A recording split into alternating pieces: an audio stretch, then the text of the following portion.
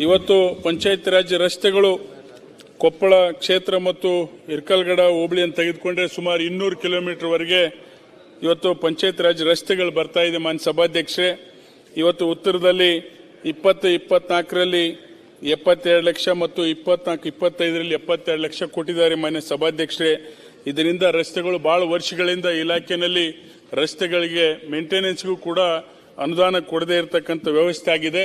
ಇವತ್ತು ಮಳೆ ಯಥೇಚ್ಛವಾಗಿರೋದ್ರಿಂದ ಎಲ್ಲ ಗ್ರಾಮೀಣ ಪ್ರದೇಶದಲ್ಲಿ ಪಂಚಾಯತ್ ರಾಜ್ ಇಲಾಖೆ ರಸ್ತೆಗಳಿಗೆ ಸುಮಾರು ಇನ್ನೂ ಹೆಚ್ಚು ಅನುದಾನವನ್ನು ಇವತ್ತು ಉತ್ತರದಲ್ಲಿ ಕಲ್ಯಾಣ ಪಥ ಮತ್ತು ಪ್ರಗತಿ ಪಥ ಅಂತೇಳಿ ಇವತ್ತು ಕಲ್ಯಾಣ ಕರ್ನಾಟಕ ಅಭಿವೃದ್ಧಿಯಲ್ಲಿ ಮ್ಯಾಚಿಂಗ್ ಮಾಡಿ ಇವತ್ತು ಅನುದಾನ ಕೊಟ್ಟಿದ್ದಾರೆ ಸಭಾಧ್ಯಕ್ಷರೇ.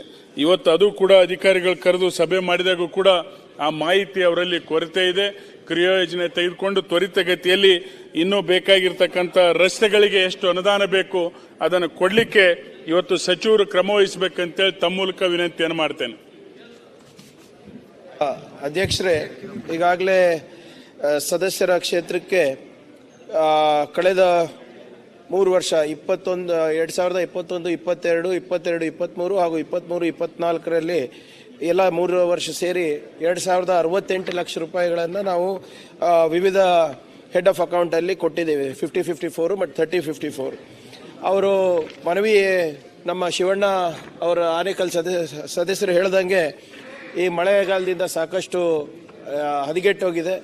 ಉತ್ತರ ಶಿವಣ್ಣ ಸಾಹೇಬ್ರದ್ದು ಎದ್ದಿದೆ ಅದೇ ಇದೆ.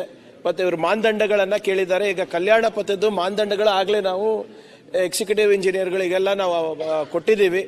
ಏನಾದರೂ ತಮ್ಮ ಕಡೆಯಿಂದ ಅದು ಕಳಿಸಿಲ್ಲ ಅಂದರೆ ದಯವಿಟ್ಟು ಕಳಿಸ್ಕೊಡಿ. ಯಾಕಂದರೆ ಈಗಾಗಲೇ ಡಾಕ್ಟರ್ ಅಜಯ್ ಸಿಂಗ್ ಅವರು ಅದಕ್ಕೆ ಅನುಮೋದನೆ ಕೊಟ್ಟಿದ್ದಾರೆ ಅಧ್ಯಕ್ಷರಾಗಿ. ಪ್ಲಾನಿಂಗ್ ಡಿಪಾರ್ಟ್ಮೆಂಟ್ ಕೂಡ ಇಂದ ಬಂದಿದೆ. ಪ್ರಗತಿ ಪಥದ್ದು ಇನ್ನು ನಾವು ಲಿಸ್ಟನ್ನು ನಾವು ತಗೊಂಡಿಲ್ಲ ಅಧ್ಯಕ್ಷರೇ, ಯಾಕಂದರೆ ಕ್ಯಾಬಿನೆಟ್ ಅನುಮೋದನೆ ಆಗಿ ಈಗ 2 ವಾರ ಆಗಿರೋದ್ರಿಂದ ಅದನ್ನು ಕೂಡ ನಾವು ಮಾನದಂಡಗಳನ್ನು ಕಳಿಸ್ಕೊಟ್ಬಿಟ್ಟು ಅದು ಅನುದಾನವನ್ನು ಬಿಡುಗಡೆ ಮಾಡ್ತೀವಿ. ಅದರ ಜೊತೆಗೆ ಮಳೆಗಾಲ ಮುಗಿದ ಮೇಲೆ ಟಾಸ್ಕ್ ಫೋರ್ಸ್ ದುಡ್ಡು ಮತ್ತು ವಿಶೇಷವಾದಂಥ ಅನುದಾನ RDPR ಇಲಾಖೆ ಮುಖಾಂತರ ಮಾನ್ಯ ಮುಖ್ಯಮಂತ್ರಿಗಳ ಜೊತೆ ಚರ್ಚೆ ಮಾಡಿ ನಾವು ಹೆಚ್ಚು ಅನುದಾನವನ್ನು ಕ್ಷೇತ್ರಕ್ಕೆ ಬಿಡುಗಡೆ ಮಾಡಲಿಕ್ಕೆ ಪ್ರಯತ್ನ ಮಾಡ್ತೀವಿ. ಅಧ್ಯಕ್ಷರೇ, ಇದು ಇಡೀ ಕರ್ನಾಟಕ ರಾಜ್ಯದಲ್ಲಿರುವಂತಹ ಗ್ರಾಮೀಣ ಪ್ರದೇಶದಂತ ಸಮಸ್ಯೆ. ಏನ್ ಶಿವಣ್ಣ ಅವರು ಹೇಳಿದ್ರು, ಇಟ್ನಾಳ್ ಅವರು ಹೇಳಿದ್ರು, ಇಡೀ ನಾವು ಕೂಡ ಪ್ರಶ್ನೆಗಳು ಹಾಕಿದ್ದು. 1 ವರ್ಷದಿಂದ 1 ರೂಪಾಯಿ ಅನುದಾನನೂ ಕೂಡ ಬಿಡುಗಡೆ ಆಗಿಲ್ಲ. ಅದರಿಂದ ನಾನು ಖರ್ಗೆ ಸಾಹೇಬರಿಗೆ ವಿನಂತಿ ಮಾಡ್ತೇನೆ, ಇಡೀ ಕರ್ನಾಟಕದ ಹಳ್ಳಿಗಳ ರಸ್ತೆಗಳು ನಾವು ಯಾವುದೇ ಹಳ್ಳಿಗೆ ಒಂದು ಮುಖ ತೋರ್ಸಕ್ ಆಗ್ತಾ ಇಲ್ಲ. ದಯವಿಟ್ಟು ಅದಕ್ಕೆ ಒಂದು ವಿಶೇಷ ಅನುದಾನ ಮುಖ್ಯಮಂತ್ರಿಗಳು ಇಲ್ಲಿದ್ದಾರೆ. ಇದೆಲ್ಲರ ಪರವಾಗಿ ನಾನು ವಿನಂತಿ ಮಾಡ್ತೇನೆ. ಒಂದು 25 ಕೋಟಿ ಗ್ರಾಮೀಣ ರಸ್ತೆಗಳಿಗೆ ಕೊಟ್ರೆ ನಾವು ಶಾಸಕರಾಗಿ ಹಳ್ಳಿಗಳಿಗೆ ಮುಖ ತೋರ್ಸಕ್ ಸಾಧ್ಯ.